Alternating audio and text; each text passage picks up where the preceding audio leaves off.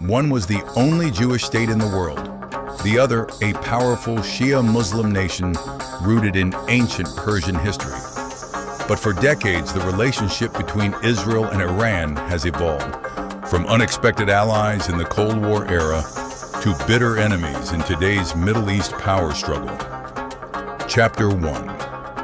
A Century in the Making. To understand today's headlines, we need to rewind to the early 20th century. At this time, the Middle East was being carved up by European colonial powers. Iran, then still known as Persia, was wrestling with modernization and British-Russian influence. Meanwhile, a new movement was emerging: Zionism, the push to create a Jewish homeland. In 1948, the world watched as Israel was officially declared a state following the horrors of the Holocaust.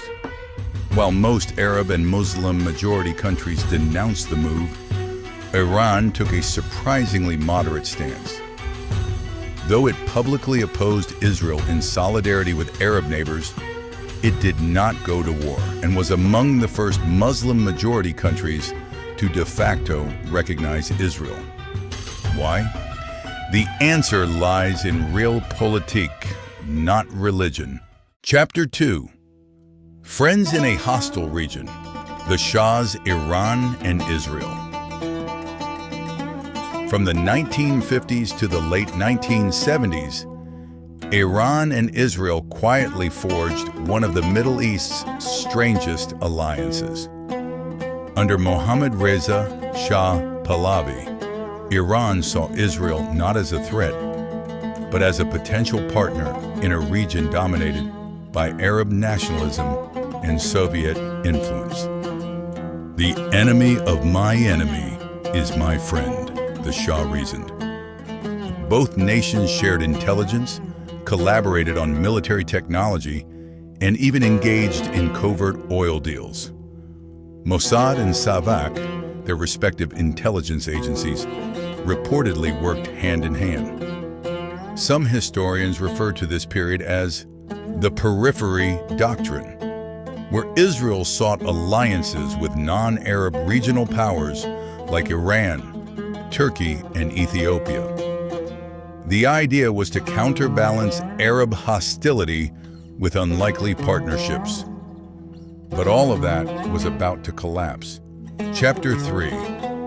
The 1979 Revolution, a turning point. In 1979, everything changed. The Shah, pro-Western, secular, and autocratic, was overthrown in the Islamic Revolution. Ayatollah Ruhollah Khomeini took power, ushering in a theocratic regime that viewed the U.S. and Israel as twin symbols of oppression and imperialism.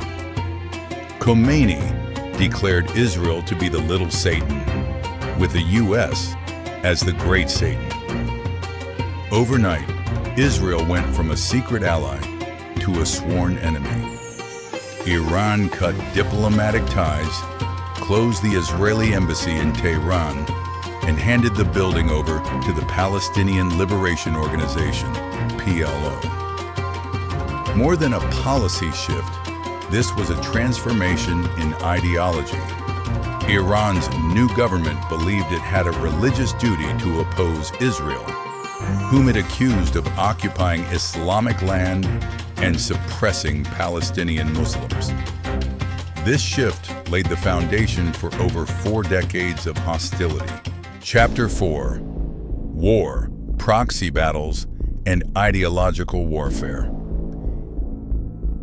In the 1980s, Iran found itself embroiled in the Iran-Iraq War, an 8-year bloodbath that cost over 1 million lives.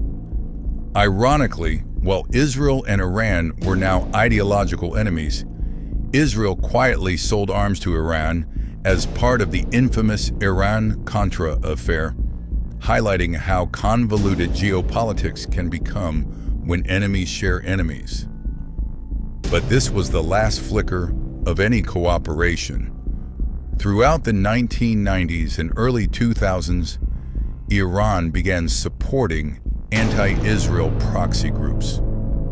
Hezbollah, in Lebanon, Hamas and Islamic Jihad in Gaza, and even backing militants in Iraq and Syria. These groups were not just armed. They were trained and funded by Iran's Revolutionary Guard. For Israel, this wasn't just political, it was existential. Missiles launched from Hezbollah in southern Lebanon and tunnels dug from Gaza were seen as direct extensions of Iranian influence. Chapter 5: The Nuclear Question. By the early 2000s, a new concern emerged: Iran's nuclear program. Israeli officials warned that a nuclear-armed Iran would pose an existential threat, not just to Israel, but to the stability of the entire region. Former Israeli Prime Minister Benjamin Netanyahu often said, "Time is running out." In 2010, a mysterious cyber attack known as Stuxnet, widely believed to be a joint U.S.-Israeli operation, disabled Iran's nuclear centrifuges. But Iran didn't stop. In 2015, the Joint Comprehensive Plan of Action, JCPOA, commonly known as the Iran nuclear deal, was signed by Iran, the U.S., and other world powers. It aimed to limit Iran's ability to enrich uranium in exchange for lifting economic sanctions. Israel was not a fan. Netanyahu openly condemned the deal, calling it a historic mistake. Then came 2018. The Trump administration withdrew the U.S. from the deal. Iran restarted enrichment. Tensions escalated once again. Chapter 6: Covert Operations and Shadow Wars. In the last decade, the Israel-Iran conflict has shifted into a shadow war, a series of covert actions across multiple fronts. In Syria, Israel has launched hundreds of airstrikes targeting Iranian military installations and weapons shipments to Hezbollah. In Iran itself, high-profile figures connected to the nuclear program have been assassinated, most notably Mohsen Fakhrizadeh in 2020. Iranian officials blame Israel. Meanwhile, cyber attacks, drone warfare, and sabotage operations have become the norm. Iran has responded with retaliatory proxy strikes and influence campaigns across the region. Chapter 7: Global Implications in Today's Reality. Today, Iran and Israel stand on opposite ends of the Middle Eastern power spectrum. Iran champions the axis of resistance, uniting Shia militias, Hezbollah, and others under an anti-Israel, anti-Western banner. Israel strengthens ties with Gulf Arab states, including through the Abraham Accords, to isolate Iran diplomatically. But make no mistake, while they've never fought a direct war, their conflict is real, ongoing, and dangerous. It impacts global oil prices, U.S. foreign policy, Arab-Israeli relations, and the broader battle between secular nationalism and theocratic ideology. Conclusion: where do we go from here? Is peace even possible? Some say yes, pointing to Iran's younger generation, many of whom reject hardline politics and seek a more open society. Others argue the ideological divide is too vast, the wounds too deep. One thing is certain: the story of Israel and Iran is still unfolding. And in a region where yesterday's ally can become today's enemy, and diplomacy can collapse overnight, it pays to understand the history, to see not just where we are, but how we got here.